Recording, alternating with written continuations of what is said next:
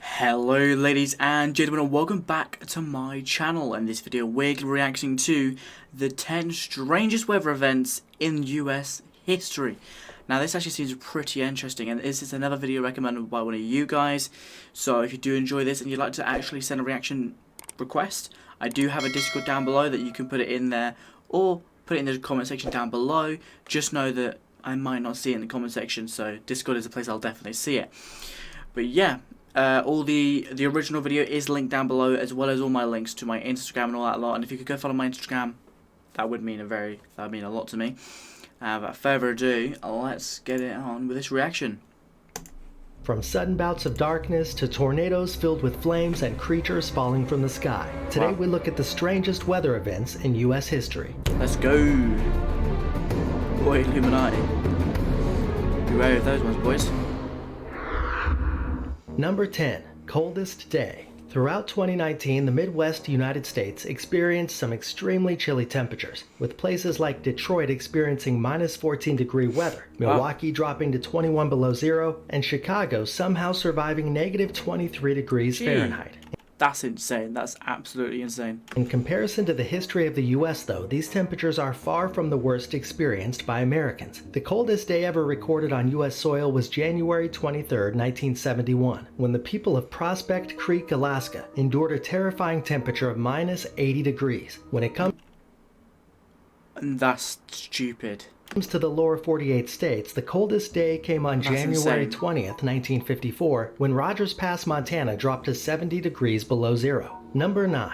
Locust Plague. Being a Midwest farmer in the late 19th century had its fair share of obstacles. No modern machinery to work with, fickle soil and weather conditions, and most likely way more physical labor than most people could handle on a daily basis. So imagine how much worse it got for American farmers in 1874 when a swarm of locusts blanketed the sky before diving down on their crops. These insects rained down on the Midwest in droves, with historians estimating their number to be anywhere between 124 billion to 12.5 trillion. As they cut a path nearly 1,800 miles long and 110 miles wide, these pesky bugs devoured everything from sugar-concentrated crops to wooden tools, leather accessories, and even clothes right off the backs of bystanders. Their impromptu invasion ended up causing many families to suffer and even perish, as starvation became a hazard to those in the area that would become the Dust Bowl. While farm animals like chickens did their part in eliminating the pest by simply eating them, the danger of locust invasion didn't pass until the Rocky Mountain grasshopper went extinct at the turn of the century.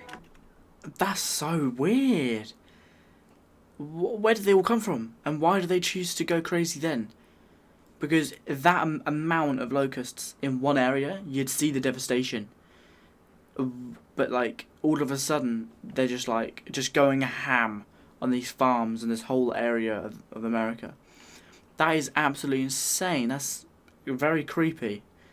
Ugh. Oh, no.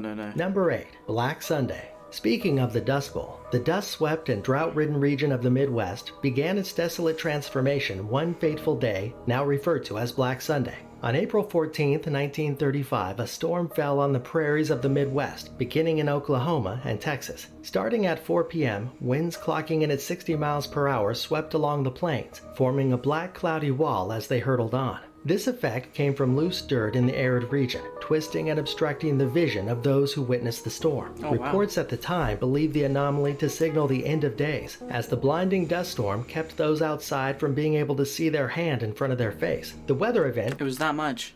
That's insane. That's blinded scary. One man and had fatal consequences for small animals like birds and rodents, as it rose thousands of feet into the air and stretched for hundreds of miles. This frightening phenomenon went on to inspire Congress to pass the Soil Conservation Act by the end of the year, in hopes of avoiding such an occurrence from happening again. Number 7. Satan's Storm. On June 15, 1960, the residents of Copperell, Texas began their morning as normal with a typical early temperature of just around 70 degrees Fahrenheit. But in mere minutes, the warm desert air rose to an unbearable 100 degrees Fahrenheit out of nowhere. The sudden skyrocket in heat caused thermometers to burst, according to anecdotal accounts. People experienced power failures and false alarms as they awoke thinking something must be on fire. The National Weather Service unofficially reports that the temperature continued rising until it topped out at 140 degrees Fahrenheit and remained there for 3 hours straight. Eventually, the heat subsided, leaving farmers to investigate the level of damage wrought by the sudden heat wave. In its wake, people found that some cattle perished under the infernal sun, while corn and cotton cooked off the crop, ruining entire fields of vegetation. Oh, wow. This event earned the name of Satan's Storm during its time. But today, we know the extreme switch in temperature to be a heat burst. These are caused from a thunderstorm rising and being pushed back down to the surface, leading the air below to become compressed and extremely hot. Number 6. That was insane.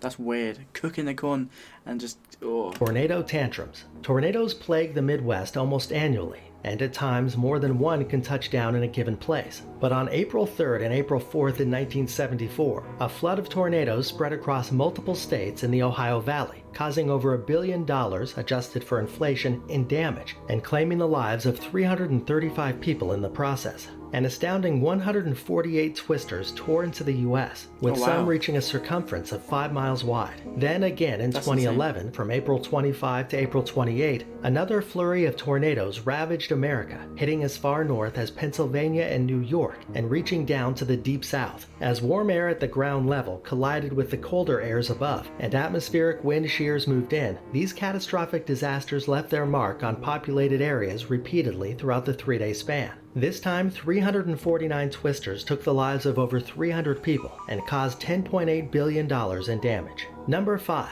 Dark Day. In the 18th century, meteorology wasn't anywhere near as exact or capable of explaining weather-related phenomena the way it is today. So it's no wonder that accounts of the day when the sky went dark on May 19, 1780 are so superstitious and foreboding. Following right on the tail end of the American Revolution, the newly founded nation was already tense. So when the sun turned red, black rain fell from the sky carrying the scent of coal fire, and the population had to rely on candlelight in the middle of the day to see, you can understand how frightened Americans might have felt. Rather than any sort of Armageddon or Judgment Day, this scary ordeal can be attributed to a forest fire in the Ontario forest. The origin of the legendary Dark Day in New England wasn't discovered until 2007, when forestry experts out of the University of Missouri discovered fire scars in the woods of Ontario corresponding to that date. Number 4. Raining fish. We've all heard the saying, it's raining cats and dogs, but in True. 1947, the age-old phrase became reality, with a bit of an aquatic twist. As the population of Marksville, Louisiana left their homes on October 23rd that year, no forecast could have prepared them for the downpour that was to come.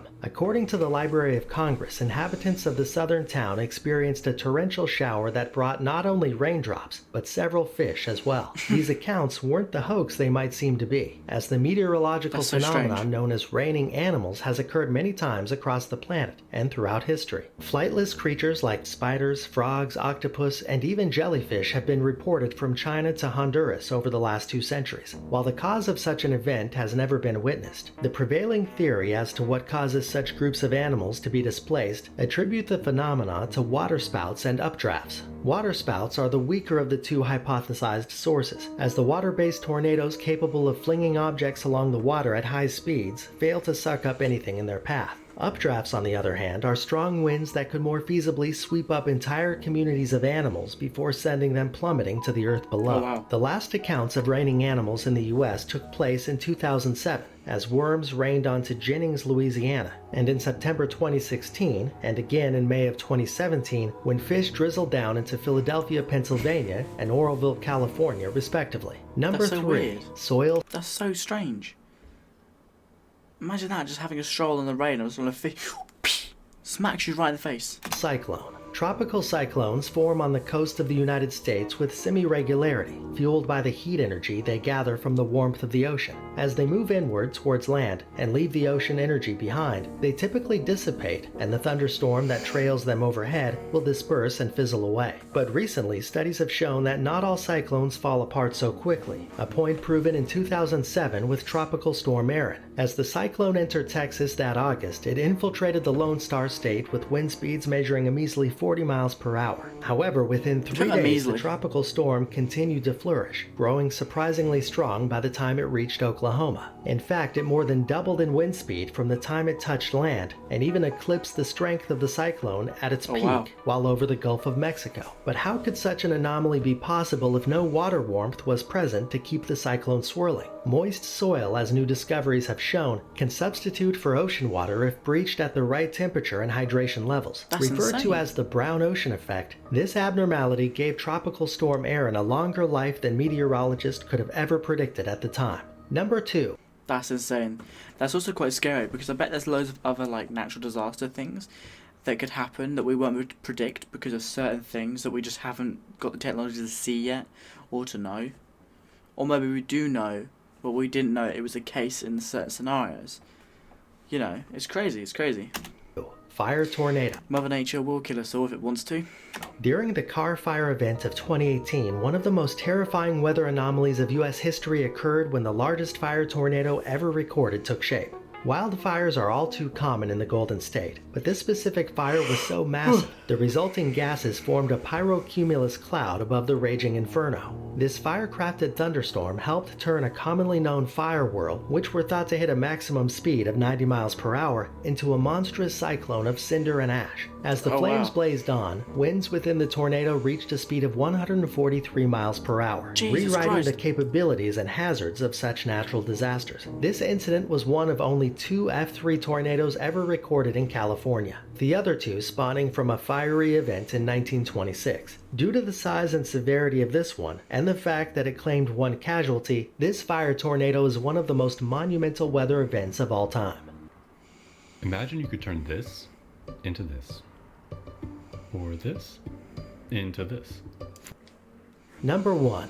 Summerless Year. Also known as the Poverty Year, 1816 was the year without a summer, when temperatures all across the northern hemisphere remained frigid year-round, even through July and August. New England reported record-late snowfalls, experiencing heavy weather as late as June 11th. In the south, cities like Savannah, Georgia only reached 46 degrees Fahrenheit on the 4th of July. Much of the U.S. experienced a drought that same year in early fall, and winter weather started right back up by September. This freezing year was the result of an eruption in 1815 from Indonesia's Tambora volcano halfway around the world. The ash and dust of the eruption filled the stratosphere for the next year, blocking sunlight across the northern hemisphere, which ended up cooling that portion of the planet.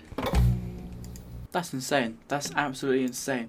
Again, it's crazy. Like, the amount of things that could go off. Like, there's so many volcanoes that haven't gone off for years, and if they do, you don't know what type of like repercussions are going to happen because of that. Or if Yellowstone goes off, oh my god, that would be absolutely insane. Because I think I heard somewhere, I could be wrong, that if Yellowstone goes off, it would literally cause such a big, like seismic or seismic, however you say it, activity to happen that it could cause volcanoes near it or further away to go off as well. So it's just just one after the other, things are going to go wrong. It's insane. There's so many things that could happen. But yeah. Anyway, guys, if you enjoyed this video, don't forget to leave a like and a comment down below. And if you'd like to check out all my links or the original video, again, they are in the description down below. And it would mean the absolute world to me, guys, if you go follow my Instagram and all that jazz down there as well. If you'd like to send a video in for me to react to, then I do have a link to my Discord, which I have a channel called Reaction Requests. If you put it in there, I will see it. Again, you can put it in the comment section of this video as well, but I might not see it, who knows. I do look through them, but if I don't see it, I don't see it. And yeah, I hope you're having a great day, and I'll see you guys in the next video. Bye.